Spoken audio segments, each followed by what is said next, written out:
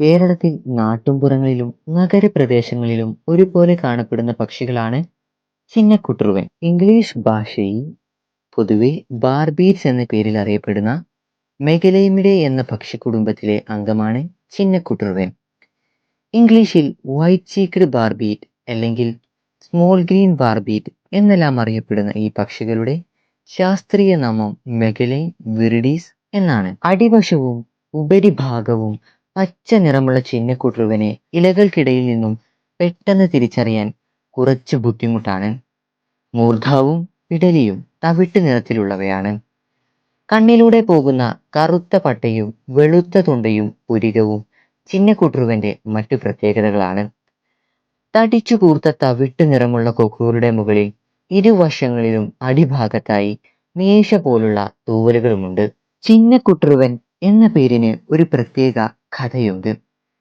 പണ്ട് കൊല്ലന്മാർ ചെമ്പ് പാത്രങ്ങൾ ഉണ്ടാക്കാൻ ചുറ്റിക ഉപയോഗിച്ചടിക്കുമ്പോൾ കുട്ടു കുട്ടു എന്ന് ശബ്ദമുണ്ടാക്കുമായിരുന്നു.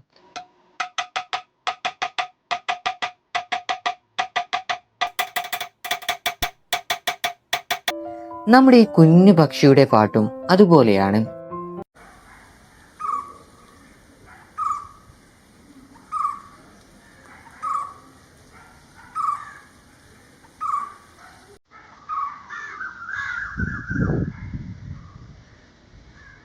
അതുകൊണ്ടാണ് ഇതിനെ കുട്ടുറുവൻ എന്ന് വിളിക്കുന്നത്.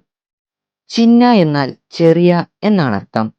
അങ്ങനെ ചെറിയ കൊല്ലനെ പോലെ പാടുന്ന പക്ഷി എന്ന അർത്ഥത്തിൽ ഈ പേര് വന്നു.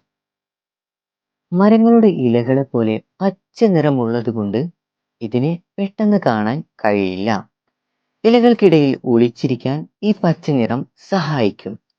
ഇങ്ങനെ ഇലകൾക്കിടയിൽ ഇരിക്കുന്നത് കൊണ്ട് ഈ പക്ഷിയെ പച്ചില കുടുക്ക എന്നും വിളിക്കാറുണ്ട്.